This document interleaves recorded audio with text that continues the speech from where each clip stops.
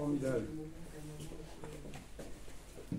Je commencerai par une citation d'un Bourlinguer émérite, c'est-à-dire Philippe Tesson, qui déclare ceci: il y a des plaines et des vallées que la géographie semble avoir prédisposées à l'histoire. Et c'est beau, hein? Et justement, il y a une région particulière du monde qui a vu le développement de plusieurs cultures, civilisations, appelons ça comme on veut, dans lequel nous, les Occidentaux, on a voulu voir l'origine de la grande civilisation en ignorant toutes les autres, parce qu'on en revendiquait les héritages. Rappelez-vous, notre culture classique, on disait nous sommes les héritiers de Rome, et avant, et aussi de la Grèce, et avant, ah bah, l'Égypte bien sûr, passion française. La Mésopotamie, ça marche, c'est vraiment un point de départ, mais ça marchait un peu moins. Il faut croire que les barbus crépus étaient moins esthétiques, je ne sais pas. Mais la Mésopotamie n'avait pas de grand littéraire en France. C'est plutôt une passion allemande. Dumézil, non? Comment? Dumézil était spécialiste. Ah, Dumézil coiffait tout ce qui allait du Caucase à la Nubie, hein, mais sur l'approche linguistique. Ouais. Alors, c'est une zone propre au Moyen-Orient qu'on a baptisée le croissant fertile d'Ion. C'est un archéologue américain, James Breasted, qui en 1914 utilise dans un de ses livres l'expression Fertile Crescent, le croissant fertile.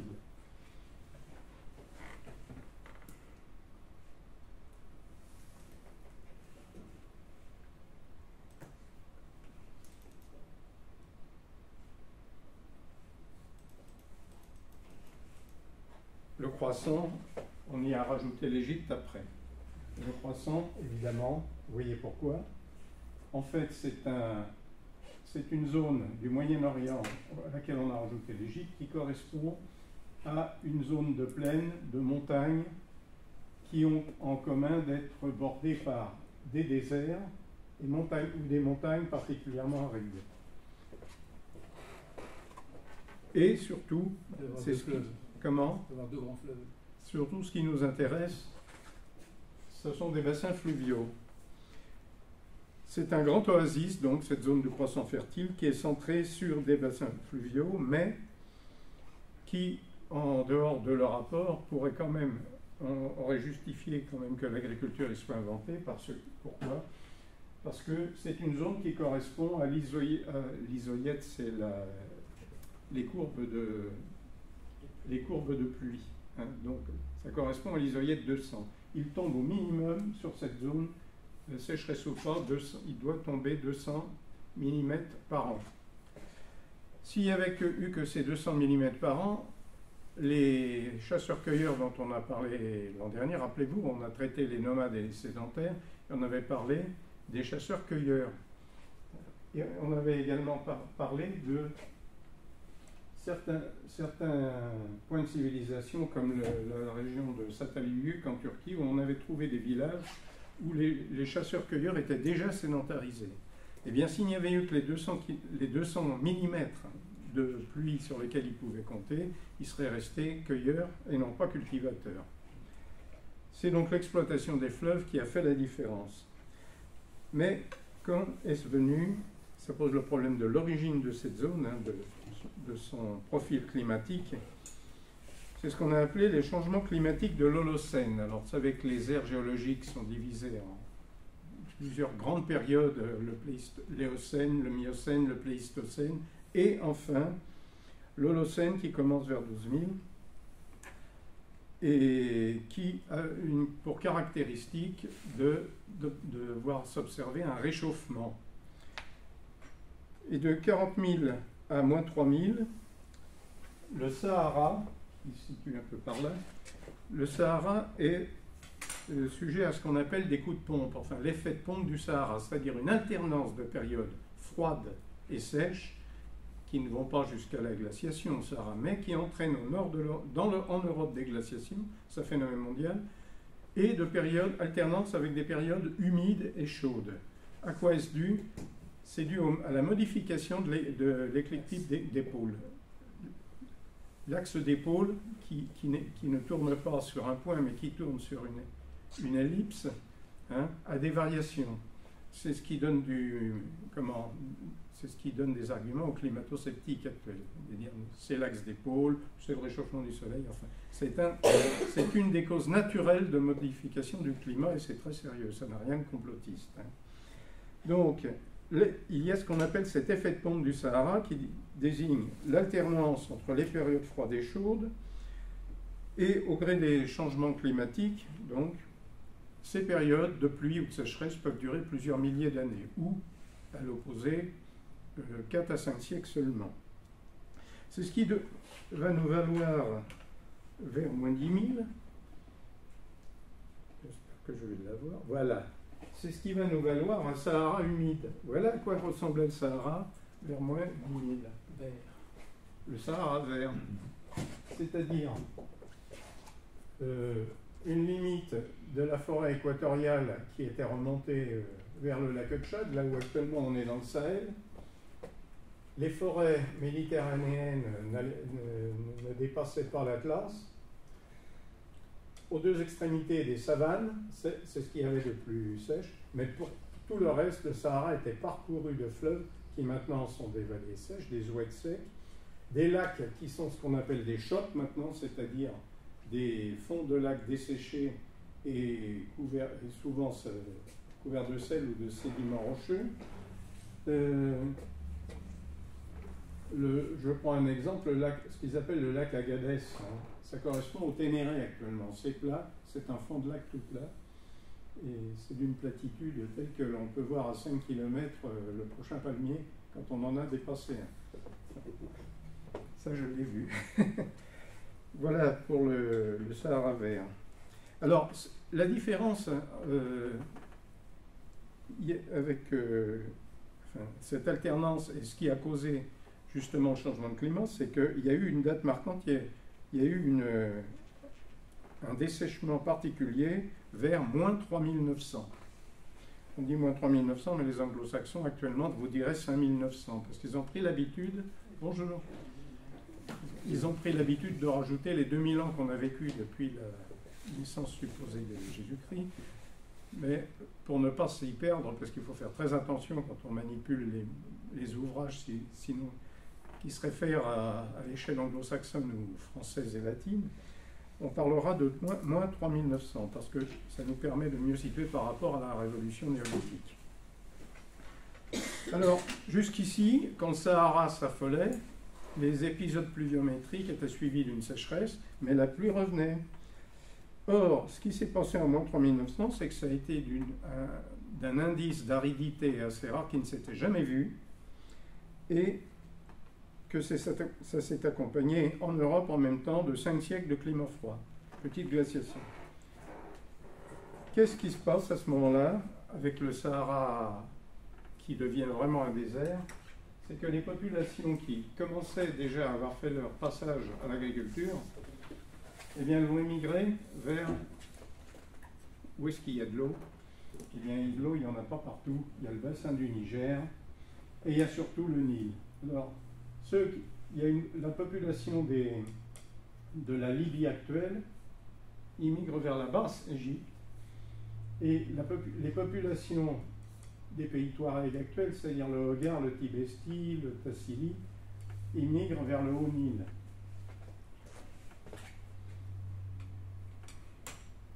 C'est ça qui entraîne les manifestations ces vallées sont occupées par des chasseurs-cueilleurs encore. Ils se font virer. Ils n'ont pas l'avantage face aux cultivateurs, hein, qui sont plus nombreux déjà. L'agriculture permet d'en nourrir plus, qui poussent devant eux leurs troupeaux également. Et ça va donner naissance à la première société d'État étatique en Égypte. Les premiers souverains du nord comme du sud, moins 3000, c'est la période qu'on appelle pré-dynastique de l'Égypte. Après la pré-dynastique viendra l'ancien empire, et là c'est la fondation de la civilisation pharaonique. Voilà comment se peuple la vallée du Nil. En Mésopotamie, c'est un peu pareil, le Tigre et l'Euphrate. Voilà le bassin du Nil, tiens, justement. Alors, pour marquer une chose, c'est que le Nil blanc naît du lac Victoria, le Nil bleu du lac Tana en Éthiopie, se rejoignent ici à Khartoum, voilà ce que couvre le bassin du Nil. Vous voyez que ce n'est pas un bassin, disons, chevelu avec tout un tas d'affluents. Le Nil n'a qu'un affluent venant d'Éthiopie. Le Nil bleu n'a qu'un affluent qu'il rejoint au milieu de son cours. Et après, il n'y a plus un seul, il n'y a que des oueds temporaires, mais le Nil, c'est un lit fluvial qui circule entre deux déserts. Point.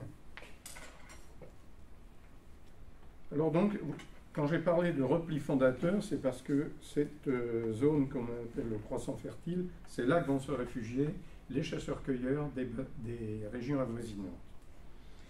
D'autres vont rester, ne vont pas quitter leur Sahara, mais ils vont s'adapter, ils vont se réduire leur occupation aux oasis et surtout à l'élevage. Et c'est ce que donnent vous avez entendu parler des peintures rupestres du Tassili. Ça, essentiellement, ce sont des témoignages d'élevage avec domestication d'espèces qui ont été abandonnées ensuite, comme les bubales, certaines antilopes. Au Moyen-Orient, c'est la même chose. Les populations que l'on avait vues, rappelez-vous, les nomades, les chasseurs-cueilleurs sédentarisés vont descendre de leurs montagnes d'Anatolie pour gagner la Mésopotamie, bassin du Tigre et bassin de l'Euphrate. Et cette ruée vers l'eau, vers les fleuves justement, va entraîner ce qu'on appelle c'est un accélérateur de néolithisation, c'est-à-dire de passage à l'agriculture. Ça va beaucoup plus vite. Commençons donc par l'Égypte, puisque c'est quand même une civilisation vraiment fluviale par excellence. Voici le bassin du Nil bleu, vous l'avez vu. Alors c'est un bassin dont on dit en termes pompeux qu'il a des apports hydriques décroissants. C'est-à-dire qu'il naît dans la zone équatoriale. Il pleut tout le temps, enfin il n'y a pas de saison.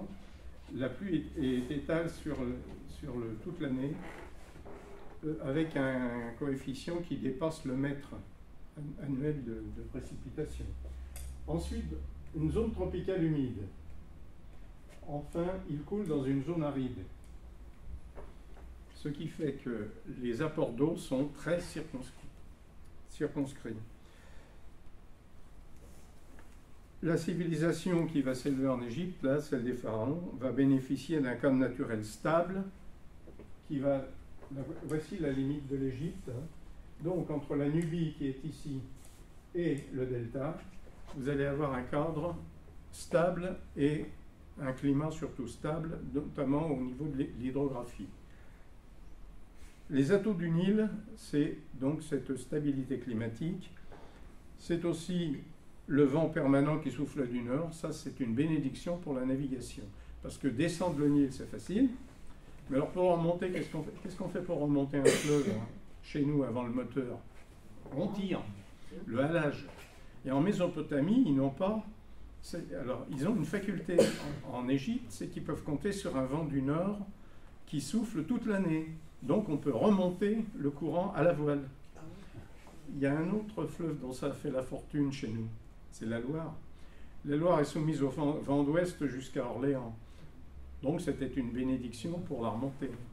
Sinon on tire. Et en Mésopotamie, les archéologues ont découvert que souvent il y avait des femmes qui, sur des bas-reliefs, c'était des femmes ou des esclaves. Ne me faites pas dire que c'était la même chose. Non, la femme mésopotamienne était quand même un peu avec quelques latitudes d'autonomie. Mais le halage se faisait avec des animaux ou à bras humains. C'est un avantage que les fleuves mésopotamiens n'avaient pas par rapport au Nil. Et surtout, on va parler de l'agriculture, la crue du Nil, c'est une horloge. Enfin, une horloge à l'échelle de l'année. D'où elle vient cette crue? Eh bien, la crue vient d'un apport supérieur en eau sur les deux bassins, et surtout sur l'Éthiopie. Vous avez entendu dire, je pense, que le Nil bleu fournissait la majeure partie du débit du Nil après son confluent. Bon. Le Nil blanc, quand il arrive d'Afrique, il est un peu épuisé. parce qu'il s'est perdu dans un gigantesque marais en Ouganda qui s'appelle le Bahr el Ghazal, qui fait office de nappe, qui fait office de zone inondable, comme on en fait maintenant pour se protéger ici, et qui lui pompe la moitié de son eau. Qu'est-ce qui arrive en Éthiopie l'hiver? Enfin, plutôt l'été, pardon. La mousson, les queues de la mousson asiatique qui souffle de la terre vers la mer à travers le golfe Persique, et c'est cette mousson asiatique qui entraîne des quantités d'eau phénoménales. Parce qu'elle souffle sur des plateaux elle crève sur des plateaux de 4000 mètres. Hein? C'est ça l'Éthiopie, ce sont de très hauts plateaux. Donc ces eaux de pluie vont nourrir le Nil bleu et son seul affluent qui s'appelle l'Atbara, qui est une rivière qu'on n'a pas mentionnée ici, mais qui joue à la frontière Éthiopie-Soudan. Et donc, Hérodote, le géographe grec, l'avait dit, hein, de façon, c'est devenu maintenant proverbial, c'est ce qui est toujours rappelé, ce qu'on nous a appris à l'école, Hérodote disant que l'Égypte est un don du Nil. C'est un peu bateau, mais c'est un peu... Quand je dis que c'est bateau, c'est son jeu de mots. Hein. Alors, comment vont-ils aménager cette crue? Parce qu'il faut l'aménager, il faut mobiliser des savoir-faire par rapport à la crue. Les terres agricoles en Égypte sont divisées en grands champs qui sont entourés par des digues et des canaux avec des vannes pour pouvoir les vider. On inonde les bassins lorsque l'eau commence à monter et puis on les ferme pendant 45 jours. Pourquoi? Pour saturer le sol en humidité, parce qu'il va falloir durer pendant la saison sèche, et puis pour permettre au limon de se déposer. Ensuite, l'eau est évacuée. On ouvre les vannes vers les champs qui sont situés en contrebas, dans la pente de la vallée, ou on ouvre un canal, on ouvre une vanne à l'autre extrémité pour qu'elle retourne dans le Nil. Immédiatement après, on peut commencer les semailles. Et la récolte suivra 3-4 mois plus tard. L'année est divisée dans le calendrier égyptien en 3 saisons en fonction de la crue, ce qu'ils appellent Achet, l'inondation et le repos. Pendant ce temps-là, on ne travaille pas. C'est entre juin et octobre. Péret, l'émergence des terres, des semailles, novembre à février. Et Shemou, période des récoltes, c'est-à-dire au printemps jusqu'en mai. Je parlais de limon. C'est l'apport essentiel avec l'eau du régime du Nil, et ça vient du Nil bleu. Je vais vous montrer quelque chose, justement. Voilà le Nil bleu en Éthiopie. Vous avez vu la couleur? C'est clair que c'est pas de l'eau claire. Et c'est justement ce limon argileux qui est arraché au plateau éthiopien qui fait la richesse du Nil. L'amendement est fertilisant naturel. Comment est-ce qu'on est prévenu de la date à laquelle il faut pratiquer les semailles? Ceci est un nilomètre. Il est enchâssé l'ouverture est dans la paroi du temple de Komombo, qui est situé un peu après Luxor, en aval. Ici, vous avez le niveau du Nil. Et quand ça monte, évidemment, le nilomètre est submergé. Et on mesure, théorème de Pascal, si je mets de l'eau d'un côté, elle sera à la même hauteur de l'autre côté, même s'il y a une cloison au milieu. On va mesurer le niveau atteint par l'eau dans le nilomètre, et des nilomètres, il y en a partout. Il y en a depuis la frontière, c'est-à-dire la première cataracte, en Nubie, jusqu'au delta. Il faut, alors voici par exemple à quoi ressemble, je dis, une cataracte.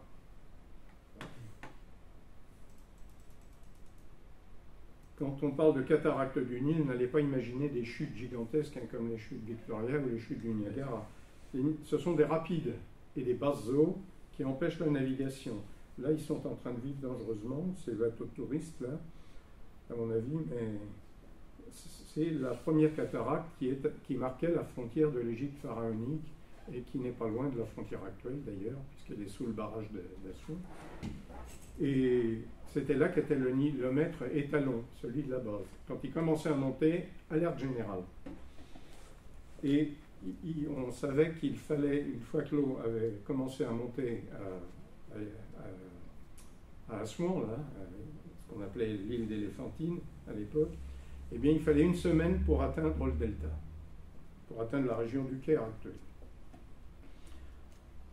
Alors voilà pour l'organisation matérielle, mais vous pensez bien qu'un don des dieux pareil, une bénédiction pareille, avait une symbolisation religieuse. Et le fleuve était divinisé par un dieu qui s'appelait Hapi. Voilà le dieu du Nil. Il porte sur sa tête des lotus. Et vous remarquerez qu'une chose, c'est qu'il est un peu androgyne, ce dieu. Hein? C'est un dieu qui a des mamelles, en signe de fécondité, tout bêtement, tout simplement. Et selon la légende, Hapi vit caché sous le fleuve dans deux endroits. Le premier, c'est sous la première cataracte, près d'Éléphantine, et de là, il verse le contenu de 2 jarres dans le Nil pour déclencher la crue. L'autre lieu est situé près de Memphis, dans la Basse-Égypte. Il est caché sous le delta, et il approvisionne la Basse-Égypte comme ça. Il avait un relais terrestre, ce dieu, évidemment, c'était le pharaon, qui n'était pas considéré comme un dieu, mais comme un magicien, comme un intercesseur. Et c'est ce rôle de présider au rituel de la crue, le pharaon versant l'eau dans le Nil, lui aussi, à l'imitation du dieu. C'est un rôle qui a été repris par les souverains grecs, par tous les possesseurs de l'Égypte jusqu'à l'ère chrétienne. Et je pense aux souverains grecs, la dynastie de Cléopâtre, hein, par exemple, qui avait adopté évidemment les coutumes religieuses pharaoniques. Le Nil avait aussi une signification de passage entre la vie et la mort. Mais ça se comptait dans l'autre sens.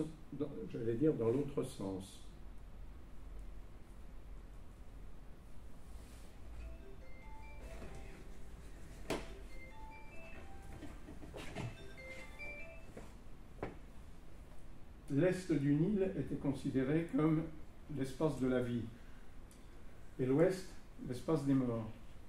Ce qui fait que franchir le Nil était symboliquement un passage pour les défunts. On considérait qu'ils allaient dans l'autre monde, de l'autre côté, sur la rive ouest qui leur était dédiée. Et c'est pourquoi dans la vallée des rois, vous ne trouvez pas une seule tombe à l'est.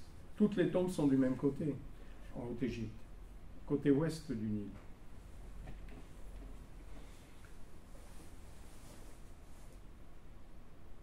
Les céréales à l'époque, c'était un peu. La Basse-Égypte produisait du blé, d'accord, surtout le delta, mais c'était plutôt l'orge. Et en dehors des céréales, il y avait une bonne ressource d'exportation pour l'Égypte dans toute la Méditerranée et jusque dans la Grèce archaïque. C'est la culture du lin qui était le textile par excellence. En tout cas, on estime que l'irrigation traditionnelle par ces petits canaux-là a permis de nourrir jusqu'au XIXe siècle, et suivant les variations de population, entre 2 et 10 millions d'Égyptiens. Ça a un petit peu changé. Aux époques modernes, la crue a toujours compté pour nourrir le Nil, évidemment, mais on a tenté de la moderniser à partir du XVIIIe. Au XIXe, l'Égypte, qui est une province de l'Empire ottoman, enfin une province avec des liens de vassalité très, très distendus, est gouvernée par un khedive qui s'appelle Mehemet Ali, qui régnera jusqu'en 1850. Alors lui, il veut moderniser l'Égypte, donc il fait venir des ingénieurs britanniques, français surtout. La France a une influence en Égypte depuis Bonaparte. Puis comme vous le savez, l'Égypte, c'est à partir de ce moment-là que c'est devenu une véritable passion française sur le plan intellectuel. Mehemet Ali veut introduire la culture du coton pour avoir des revenus supplémentaires, et donc à cette fin, il veut remplacer l'irrigation saisonnière par bassin par une irrigation qui permettrait d'augmenter les récoltes tout au long de l'année, de permettre 2 ou 3 récoltes par an et donc d'être une irrigation qui soit permanente. Il construit donc un nouveau réseau de canaux et dans les années 1920, alors que l'Égypte est sous protectorat britannique, au Soudan, les Anglais construisent un barrage sur le Nil Bleu, le barrage de Sennar, qui va servir de réservoir afin de fournir de l'eau régulièrement, et au Soudan, où ils sont aussi les Anglais, et à l'Égypte. Alors, ce barrage de Sennar de 1920, c'est le premier barrage à retenir une grande quantité de sédiments et à en détourner une grande partie dans les canaux soudanais, donc d'en priver un peu l'Égypte. On établit un système d'ouverture des vannes pendant la crue pour chasser les sédiments, mais ça n'empêche pas le barrage d'en stocker beaucoup, et dès cette époque, le barrage perd un tiers de sa capacité de stockage par colmatage de sédiments. Ça va être le grand problème, les sédiments, surtout ces barrages.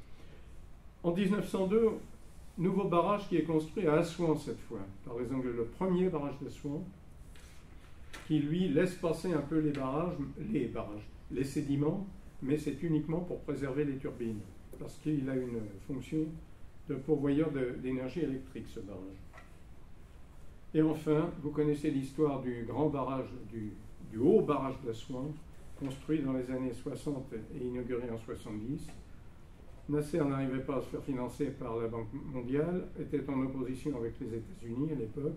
Il se tourne vers les soviétiques et on construit ce barrage qui va fermer la vallée et laisser place à un gigantesque lac qu'on appelle le lac Nasser, qui lui est le tombeau des sédiments du Nil Bleu, puisqu'il ne les laisse plus passer du tout. Conséquence, l'agriculture égyptienne se voit pour la première fois obligée d'importer des fertilisants chimiques. Il y en a qui sont très contents, évidemment, mais ça provoque des crises foncières de la paysannerie que vous pouvez imaginer. Parce que ce n'est pas à la portée de tout le monde. En plus, le fait que le Nil soit privé de ses sédiments et d'une partie du débit qu'il atteignait, il ne déborde plus. Il n'y a plus cet apport d'eau douce sur la côte, au delta. Qu'est-ce qui se passait autrefois? La crue s'évacuait ici et le courant côtier la rabattait de gauche à droite, enfin d'ouest en est, ce qui fait que l'eau était légèrement saumâtre.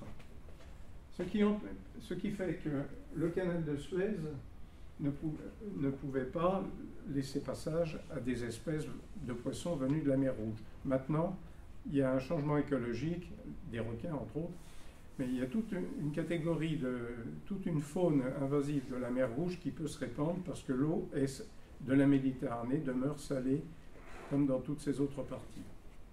Il n'y a plus cet effet adoucisseur de la crue annuelle. Enfin, le pompon, c'est le barrage de la Renaissance, le Mal-Aimé, qui lui est en Éthiopie, était en train depuis des années d'être rempli. Les Éthiopiens ont fait un gigantesque barrage pour approvisionner tout le pays en énergie électrique. Bon. Les premières turbines ont été mises en service l'an dernier. L'ennui, c'est que, comme les eaux venues des plateaux éthiopiens représentent 86% de l'eau consommée en Égypte et 95% quand il y a une crue, eh bien, ça, c'est de nature à stériliser également le Soudan et l'Égypte. Conflit avec l'Égypte et le Soudan, pourparlers qui ne débouchent pas. La Banque mondiale s'est encore une fois posée comme arbitre intercesseur. Elle est récusée par les deux parties.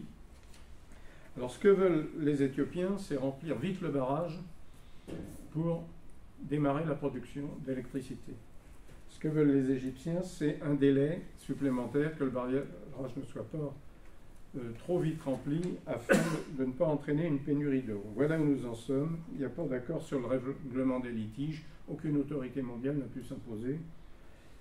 Et donc, affaire à suivre. Changement de décor avec le pays d'entre les fleuves, ce qui se dit en grec Mésopotamie. Voilà. Alors, grande différence de la Mésopotamie avec l'Égypte, c'est que le Tigre et l'Euphrate viennent des montagnes de Turquie, d'Anatolie, les montagnes bordières du croissant fertile, soit de l'Anatolie, soit des monts d'Iran, les monts Zagros, soit du Liban pour une petite partie. Ça va pas très haut, le Liban, 2000 mètres. Mais ce sont des châteaux d'eau assez bien répartis. Mais l'inconvénient, c'est qu'à la différence du Nil, qui connaît sa crue causée par un événement unique, déclencheur unique, et bien là, ce sont des crues qui peuvent survenir des trois bassins, soit de l'Est, soit du Nord, soit dans une moindre mesure de l'Ouest, et donc une périodicité imprévisible. Le pire qui puisse arriver en Mésopotamie, où la récolte est assez précoce du fait de l'irrigation, en juin-juillet, eh bien c'est quand la crue déboule en avril. Parce que là, elle inonde du blé qui est en train de pousser, qui est en herbe. Alors on n'est plus dans le don du Nil qui est régulier et tout, là. Autre inconvénient de ces fleuves-là, sur le plan hydrologique, c'est qu'ils traversent plusieurs États. Le Tigre et l'Euphrate naissent en Turquie, ont de bons affluents en Syrie et s'écoulent en Irak. Ça fait 3 États qui sont en conflit et qui peuvent essayer de capter l'eau par des barrages à certaines époques. On n'a pas l'unité sous un pouvoir unique qui a toujours été le cas en Égypte. D'où des guerres de l'eau qui existaient déjà à l'époque de la civilisation de Sumer, quand les Assyriens les Assyriens qui sont au nord sur le Tigre rentraient en conflit avec les Babyloniens qui eux étaient au sud. Et donc une guerre des États, une guerre de l'eau qui peut se poursuivre jusqu'à l'époque actuelle. La Turquie est en train d'installer des barrages également qui donnent autant de soucis à ceux qui sont en aval que les Égyptiens et les Soudanais peuvent en avoir vis-à-vis de l'Éthiopie. Alors autour des deux bassins du Tigre et de l'Euphrate, on a la même aridité, on a des déserts. Je vais montrer. Vous voyez par exemple, il n'y a pas de mal à voir que de ce côté-là, et surtout ici, le désert arabique. Donc là, les deux bassins sont vraiment un grand oasis. D'autant qu'ils s'achèvent par une zone marécageuse, qu'on appelle le Châtel arabe, juste avant le golfe Persique, qui est une zone qui provient du dépôt des alluvions et qui a donc augmenté la terre ferme. Je vous ai envoyé la chronologie que vous avez reçue, je pense. Une chronologie pour ne pas se mêler dans le fatras des civilisations mésopotamiennes, je n'y reviens pas.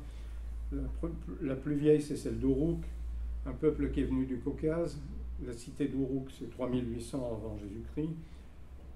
D'autres qui sont venus de Syrie, c'était des cités-États qui sont passés à l'agriculture, du statut de chasseur-cueilleur à l'agriculture. Mais comment? Quand on parle de cité-État, il faut imaginer une agglomération de fermes néolithiques autour d'un temple. Des temples qui sont surélevés, bien sûr, de grandes tours carrées qu'on appelle les ziggourats. Puis ensuite, c'est les Sémites qui viennent de l'Ouest. Ce sont les premiers empires, la période d'Akkad. Puis ensuite, une alternance de fragmentation politique, d'unification. Des empires où la fragmentation en cité. Royaume de Sumer en 3000, les dynasties d'Ur, etc. Il faudra attendre 1750 avant notre ère pour qu'il y ait une administration centralisée en Babylonie. Et au premier millénaire, un peu plus tard, et jusqu'en moins 600, la même chose autour de Ninive en Assyrie. L'avantage pour les historiens et les archéologues, c'est que tout ça est très bien documenté. Vous rappelez-vous ce qu'on disait l'an dernier, l'invention de l'agriculture, mais aussi de l'écriture. On a une profusion de documentation sous forme de seaux cylindriques en argile qui servaient à fermer les greniers, et les tablettes cunéiformes. le matériau ne manque pas. Là aussi, l'irrigation s'est développée. Le sol calcaire, ces vallées-là ont un sol qui est calcaire mais assez ingrat. Et si on veut dépasser une certaine production, on ne peut pas se contenter des 200 mm de pluie annuelle. Il faut plutôt construire un réseau d'irrigation, des canaux, des rigoles. Il faut être capable de stocker aussi. Dans la haute vallée, c'est ce qu'Hérodote et tous les voyageurs grecs ont appelé les barrages de la montagne, qui provoquaient leur admiration. Et il faut pouvoir drainer aussi l'eau quand elle est trop abondante. La fameuse crue d'avril qui est trop près de la récolte, il faut pouvoir la détourner. Donc ça a donné naissance à un très bon savoir-faire en matière d'irrigation et de construction de digues. Et sans cette maîtrise de l'irrigation, la croissance de la population n'aurait pas été ce qu'elle était. La Mésopotamie était une région aussi bien dans le bassin du Tigre assyrien au nord que babylonien sur l'Euphrate au sud.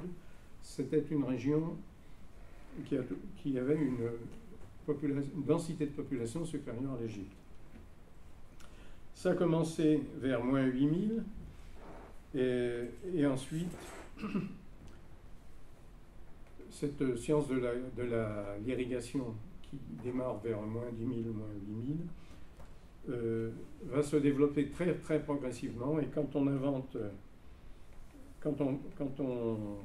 arrive à la période des villes, des cités-étoiles, vers moins 3800, moins 3000, eh bien on a assuré la sécurité alimentaire. À tel point de vue que les archéologues allemands, autant l'Égypte était une spécialité archéologique française et anglaise, la Mésopotamie est une spécialité d'archéologues allemands. Ce sont eux qui l'ont découvert au XIXe siècle. C'est lié à leur liaison politique avec l'Empire ottoman et la volonté de construire un grand chemin de fer légal du Trans-Europe Express qu'ils appelaient le Bagdad-Bahn, le chemin de fer de Bagdad. Le chemin de fer de Bagdad a fait venir des centaines de techniciens allemands, mais aussi dans la foulée des savants, un peu comme la mission d'Égypte de Bonaparte, hein, des savants, des archéologues, des historiens, des botanistes. Et la connaissance des civilisations mésopotamiennes, c'est devenu un peu une spécialité allemande. Le musée de Berlin étant un des plus beaux à ce titre dans les collections exposées. Et il y a un d'entre eux qui s'appelait Karl Wittfogel, qui a publié un ouvrage appelé Despotisme oriental. C'est une expression que Marx, bien chère à Karl Marx également, en 1950, hein, où il affirme que l'État est né du contrôle de l'irrigation. Ce qui n'est pas tout à fait vrai, parce que la science des digues et des barrages était connue dès moins 8000, je vous l'ai dit, et c'est donc bien antérieur à la naissance des cités-États et des empires en Mésopotamie. De plus, pour ce qui concerne le nord, il y avait une bonne partie des terres qui dépendaient de la pluie naturelle, qui n'était pas irriguée. Hein. Il n'y a pas eu de grands travaux d'irrigation dans le nord de la Syrie jusqu'à la période des rois, moins 600, c'est-à-dire vers moins 600. Mais quand même, même sans dire que c'est la fondation de l'empire, de l'État politique, l'irrigation, ça nécessite une grande cohésion, une grande organisation sociale, et donc de renforcer la sphère politique, qu'elle soit sous forme impériale, royale ou de petites cités confédérées. Marx parle des cités, des sociétés hydrauliques. Oui, des sociétés hydrauliques. Mais l'Égypte, la Mésopotamie, la Chine, quand même.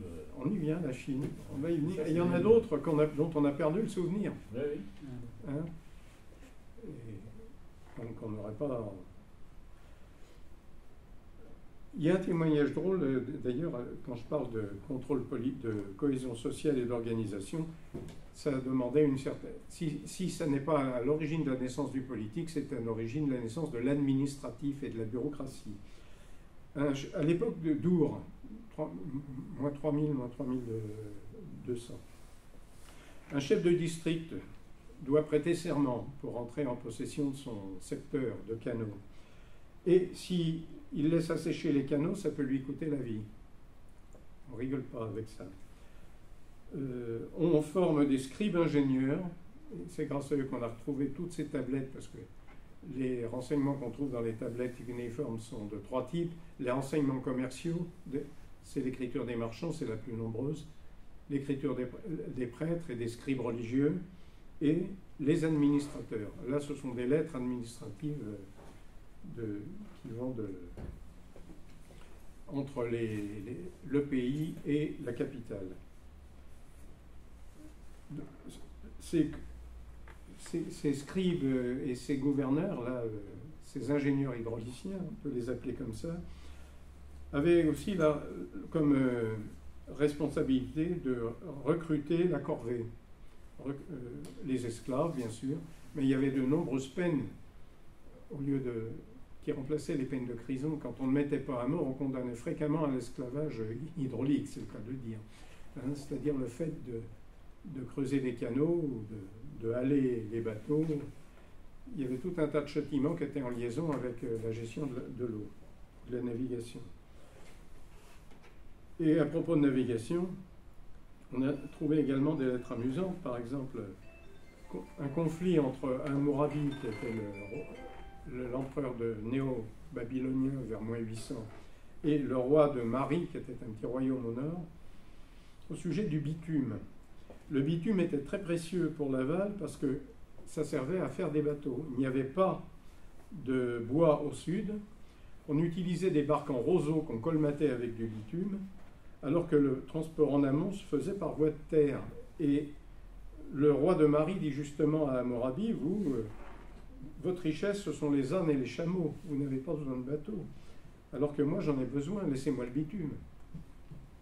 Il y avait une autre solution au nord, c'était de faire des bateaux en bois quand on n'était pas loin des forêts de l'Anatolie, mais on les détruisait aussitôt qu'ils étaient arrivés dans le sud. On ne les faisait pas remonter. Et ça, c'est une chose qu'on va retrouver dans toute l'histoire de la navigation, y compris en France. Sur la Loire, il y avait les sapinières auvergnates, sur l'Allier et la Loire, et les sapinières de Roanne. On faisait des bateaux à la va comme je te pousse, avec le sapin le moins cher possible, plus ou moins mal calfaté, et on les déchirait, comme on dit, arrivé à Nantes. Ça servait de bois de chauffage.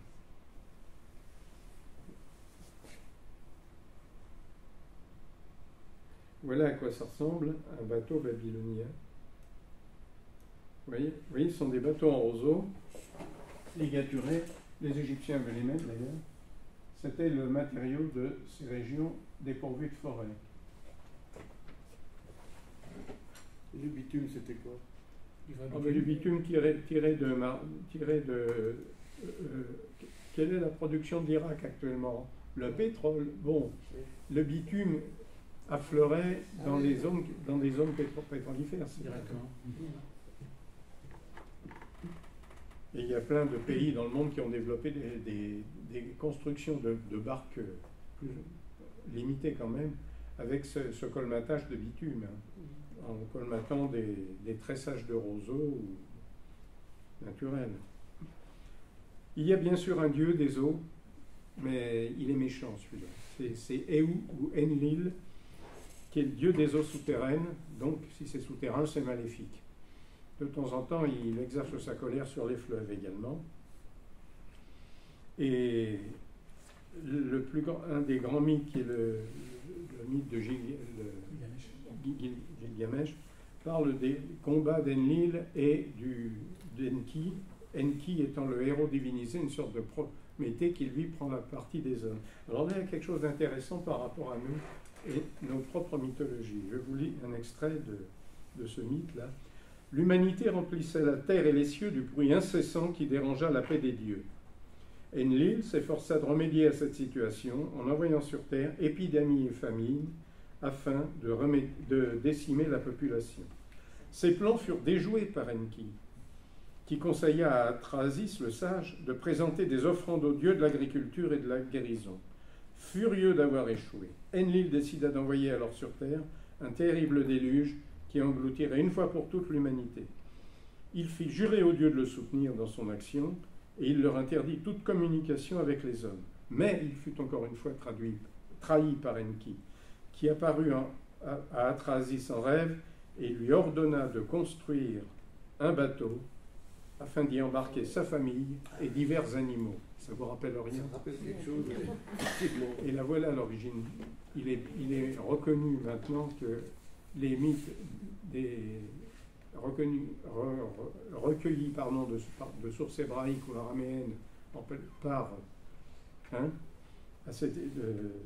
qui figurent dans la Bible actuellement, ont une origine commune qui est mésopotamienne. C'est reconnu. Alors tout ça, c'est pas tout. Il y a eu des sociétés hydrauliques, on les a bien répertoriées, celles-là, d'autres mondes fluviaux, moins connus, et pas très loin.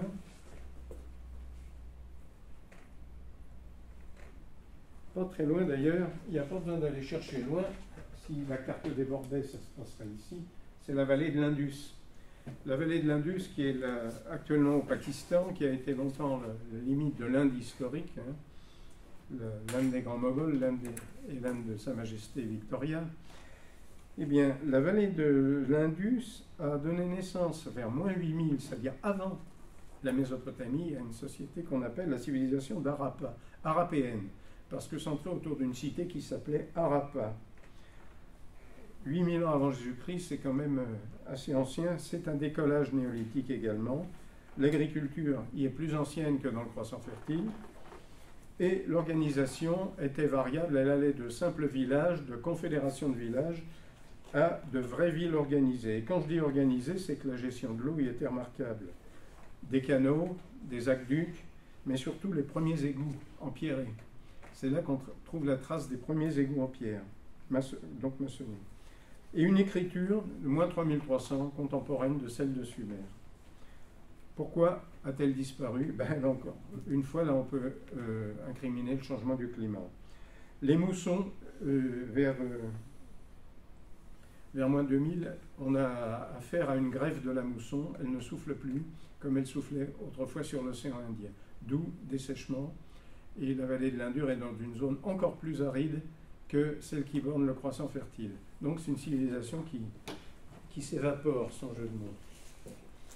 C'est-à-dire qu'elle a tenté de s'adapter en renonçant au système urbain spécialisé qui demande une trop grande organisation et prospérité matérielle. Elle a tenté de s'adapter en changeant de variété de céréales également, le millet étant plus adapté au climat sec, et elle a disparu en 1000 avant Jésus-Christ, on en parlait déjà. Il n'y avait que quelques oasis sporadiques. Il me semble qu'ils avaient aussi exagéré un peu sur la consommation d'eau. Ah, c'est possible. Il y a aussi, l'homme n'est pas innocent dans certaines disparitions. Dans le Sahara, c'est pareil.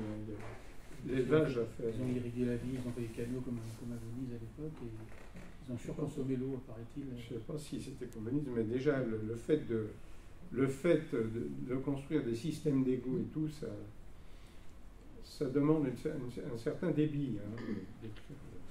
Donc si la mousson ne souffle plus sur l'un des couches, ça ne va plus. Alors, comme tu disais tout à l'heure, il y a la Chine des grands fleuves, civilisation hydraulique. Alors là aussi, il y a une alternance climatique à l'Holocène. Sécheresse, période pluviale, sécheresse, période pluviale. Seulement, ça n'est pas né à l'épisode saharien, comme vous pouvez bien le penser, mais aux variations de la mousson. Vers 7000 avant notre ère, on a une forte période de pluie dans des régions qui sont aujourd'hui arides, comme la Mandchourie. Et c'est là que va se dérouler le passage à l'agriculture et au néolithique, sur les bords du principal fleuve de Mandchourie qui s'appelle le Liao, et surtout l'un des deux grands fleuves chinois, le fleuve jaune, le Huanghe, qui est particulièrement gâté puisqu'il coule sur du leuce. Le leuce, ce sont des sédiments sur plusieurs mètres, sédiments fertiles, argilo-calcaires, sur plusieurs mètres d'épaisseur, qui sont friables, qui sont poreux, qui sont tendres, donc qui se laissent facilement entraîner. Donc on a le même phénomène de sédiments fertilisants qu'on a en Égypte avec le Nil. C'est le début de la riziculture sèche d'abord, vers moins 6500, et les premières terrasses irriguées sur le fleuve jaune où on va pratiquer la riziculture dans l'eau, c'est moins 5000. Et là, le destin de la Chine sera fixé. Après, la riziculture va coloniser le bassin du sud du fleuve Bleu, à la faveur aussi d'oscillations de la mousson qui sont favorables. Le Sahara avait un autre fleuve qui drainait les populations, c'était le Niger. Et l'agriculture était déjà née dans le Niger lors d'un épisode de pluie abondant aussi, mais qui a eu lieu entre moins 9000 et 8200, qui a permis donc la fertilisation de la vallée. Et puis, période de sécheresse, les populations du Sahara central s'y sont réfugiées. Elles se sont réfugiées vers le Nil, mais un certain nombre ont gagné la vallée du Niger en maintenant un mode de vie agricole, c'est-à-dire l'élevage, le Niger et les oasis, ce qui correspond à la population, aux usages des populations sahéliennes d'aujourd'hui. D'autres populations, je vous ai montré tout à l'heure la limite de la... Voilà. Vous voyez la limite des forêts équatoriales. Bon, ben, la forêt équatoriale, avec le dessèchement du climat, elle recule vers le sud. Et il y a des populations du Sahara central qui ne vont ni vers le Nil ni vers le Niger, mais qui vont s'enfoncer dans cette forêt. Et c'est l'origine du peuplement bantou ensuite. Peuplement bantou qui va peupler une grande partie, enfin, ce n'est pas une ethnie, hein, c'est un groupe culturel, les bantous, mais qui vont peupler l'Afrique centrale. C'est la marche vers le sud des bantous. C'est vers quelle période que les terrasses, que la riziculture en terrasse a été lancée? Donc, Moins 100 000. En Chine, comment? Les premières terrasses irriguées, c'est moins 5000 en Chine.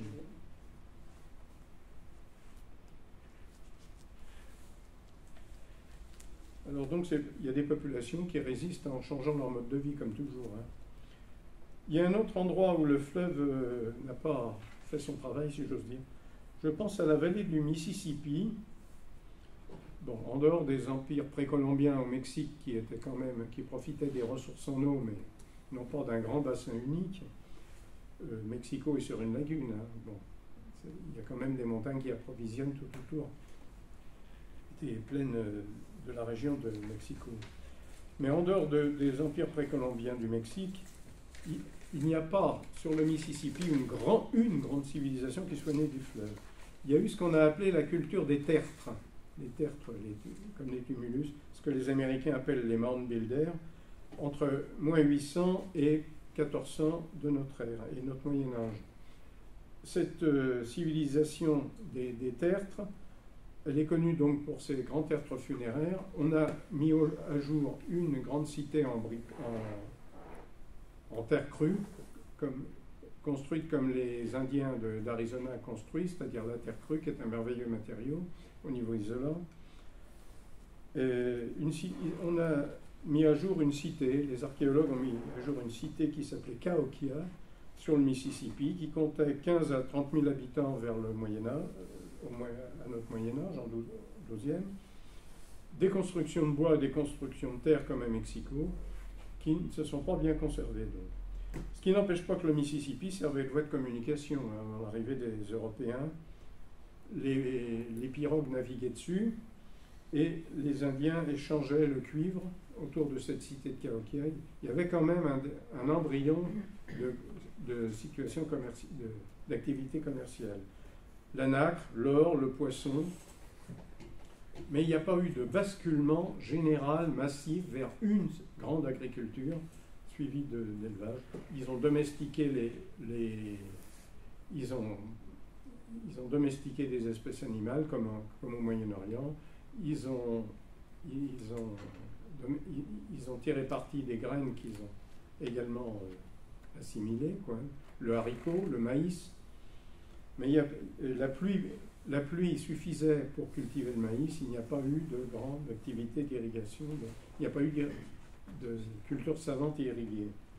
Et il y a eu ensuite le contre-coup au XVIe de l'arrivée des Espagnols au Mexique, ça se répand dans toute l'Amérique du Nord comme une terre n'épouse. Qu'est-ce qui se répand? Les virus et les microbes qu'on apporte. Ce qui fait que lorsque les Français vont explorer la zone du Mississippi, ils vont rentrer en contact avec des peuples chasseurs-cueilleurs qui sont toujours là, les Sioux, par exemple. C'est l'époque, et ce qui a fait croire aux Européens que ce bassin du Mississippi-Missouri n'avait abrité que des chasseurs de bisons. Il y a eu autre chose avant. En revanche, une civilisation très peu connue de nous, qui fleurit de moins 10 000 à notre 15e siècle, c'est en Amérique du Sud la civilisation de Marajo, sur le bassin de l'Amazone, à la limite du Brésil et de la Colombie.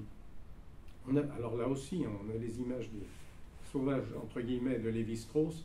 On dit que c'est une terre qui n'a abrité que des chasseurs-cueilleurs paléolithiques, maintenus. Alors qu'entre le Brésil et Colombie, vous voyez, c'est-à-dire vers le nord du bassin amazonien, on a eu des peuples qui ont créé des fossés, des canaux, des réservoirs, des digues, qui ont surélevé le sol à des fins agricoles, également pour construire leurs cités, pour abriter leurs cités funéraires, et qui ont même empierré des chemins et des chaussées. C'est une civilisation qui a duré plusieurs milliers d'années. On en a un témoignage dans un matériau qu'on appelle la terra preta. C'est une espèce de terreau. Ça ressemble à du terreau. C'est une terre noire qui est d'une fertilité exceptionnelle et qui est d'origine humaine. C'est-à-dire que c'est ce qui reste de leurs activités agricoles grâce à une terre enrichie avec des matières organiques, des nutriments, les débris du charbon de bois, et ça témoigne d'une occupation dense déjà, très longue sur ces rives, longue au point de modifier chimiquement donc la nature d'un sol tropical qui n'était pas très riche à l'origine. L'ennui, c'est qu'actuellement, il y en a qui l'exploitent pour faire du terreau de plantes vertes. C'est tout ce qu'il en reste. Mais ça a été vraiment une terre, un sol d'apport anthropique. Anthropique comme anthropocène et non pas comme l'anthropique du Capricorne. Ces braves gens ont disparu, évidemment, par la variole, la syphilis, etc., cadeau des conquistadors et des explorateurs européens. Et que les peuples primitifs, entre guillemets, oui, sont les restes souvent de oui. peuples bien avant eux. Oui, le retour aux chasseurs-cueilleurs. C'est un retour, alors on peut faire marche. Il n'est jamais impossible. Et même à court terme, plus court terme. C'était un exemple européen, médiéval, espagnol. Vous savez que durant ce qu'on a appelé la Reconquista, enfin la lutte entre l'islam et les royaumes chrétiens en Espagne, il y avait une zone entre les deux qui était un no man's land où personne ne songeait à s'installer parce que c'était parcouru par des razzias régulières, soit musulmanes, soit chrétiennes. Tous les marginaux s'y réfugiaient. Bon. Et on a découvert, les archéologues ont été absolument ahuris de découvrir en Galice, au sud de la Galice, dans la frontière portugaise, une zone qui était datable du XIe siècle et qui montrait des restes de grottes occupées par des chasseurs-cueilleurs. Qu'est-ce que ça? Eh bien, c'était des populations chrétiennes qui s'y étaient réfugiées et qui ne pouvaient plus en sortir, qui essayaient de subsister entre deux razzias. Donc la régression à l'état de chasseur-cueilleur, c'est jamais du domaine de l'impossible. Ça, c'est un cas extrême, c'est cité dans tous les manuels d'archéologie. Donc, s'il y a eu d'autres civilisations, il faut quand même conclure sur la position unique du croissant fertile, avec tous les facteurs qu'on a énumérés, des fleuves qui ne tarissent pas parce qu'ils prennent leur source dans des zones en amont d'une zone aride, un facteur d'accroissement démographique, donc, que ces régimes hydrologiques, très favorable pour l'agriculture savante, donc là, on peut bien dire que, comme le disait l'autre, l'Égypte est un nom du Nil, que le fleuve a été un accoucheur de civilisations, non seulement économiques, mais urbaines, intellectuelles et politiques. Même si actuellement, il y a une controverse sur les bienfaits de la néolithisation. Certains vont y voir le début de la guerre, le début de l'esclavage, le début... Bon, ben, on sait maintenant que la guerre existait au Paléolithique. Les chasseurs se sont aussi bien trucidés et ont déjà fait leur place dans l'art d'enquiquiner leurs femmes et de les persécuter, qui ne doit rien à la naissance de l'agriculture. Il y a un livre intéressant de James C. Scott qui s'appelle Homo domesticus. Ah oui. Et lui, il étudie, alors il dit ce que je dis pour la Mésopotamie. Il montre que c'est le passage de la monoculture céréalière qui est une des conditions de l'État. Plus exactement, les États ont imposé cette monoculture céréalière. Pourquoi? Parce que les céréales, c'est facile à compter. Ah ben, d'où les écrits des scribes et les tablettes. Avant, l'homme du néolithique, il faisait toutes sortes de cultures. Il changeait de coin, mais il faisait comme nous dans notre jardin, quoi. Pas des patates et toutes sortes de plantes que d'ailleurs on cultive nous-mêmes. Et c'est les États qui ont imposé cette monoculture. Alors, dans quel sens ça s'est passé? Est-ce qu'ils ont profité des changements climatiques? Il y a toute une série de choses qu'on ne sait pas, mais il y a une espèce de corrélation entre justement ce rôle des États comme organisateurs. Parce que quand on veut percevoir de l'impôt, par exemple, si le gars vous dit moi j'ai 3 poireaux, 2 salades, vous n'en sortez pas. Par contre, si vous dites vous allez me remplir cet amphore de blé, c'est bien plus simple. C'est une proto-monnaie. Ben, tout à fait. Ce comptage du transport du blé, il existait encore, moi, quand j'étais fils de paysan, dans le Jura. On n'allait pas porter le blé sans avoir un pass. Oui. C'est moi qui allais le chercher à vélo pendant que mon père c'est possible, mais c'est pas vu. Avec la quantité exacte de transport. Quel est le délit J'ai fouillé les archives du 19e, la série de justice départementale. Quel est le délit le plus poursuivi au 19e siècle dans la France rurale? C'est l'entrave à la circulation des grains. Personne ne veut que ça circule. Il y a un refus de la commercialisation. Il y a le désir d'autarcie dure bien après la Révolution. Tu verras vous verrez quand on fera la Chine, quand on parlera de la Chine, justement, la Chine du Nord mange du millet, la Chine du Sud mangeait du riz. Bon. Un jour, il y a un empereur qui dit moi le tribut, je le veux en riz. Donc, la zone du riz se met à grimper vers le nord et il faut amener le riz à Pékin et on construit le Grand Canal.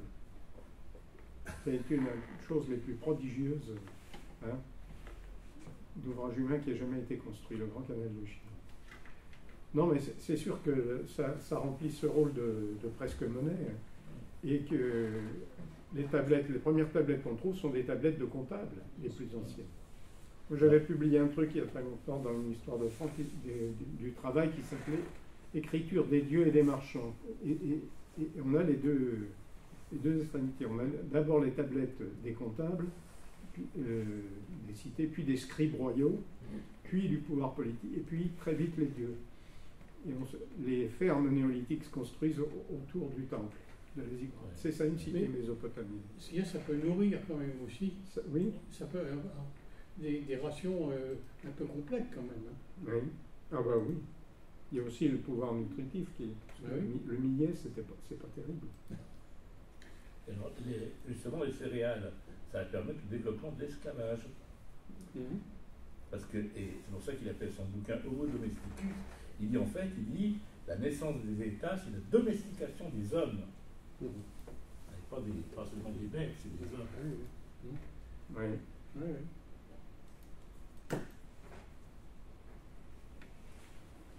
Eh oui. M'excuserai, j'avais une légère baisse de forme. J'ai une légère baisse de forme parce que c'est un peu verbeux des fois. Parce que une patte qui me rappelle à mon souvenir. Bon, ben alors on se revoit dans 15 jours. De quoi on cause dans 15 jours? Ça fait régler un fleuve. Le canal, justement, Et pas celui du Nivernais. Enfin, celui Juste un mot, s'il te plaît.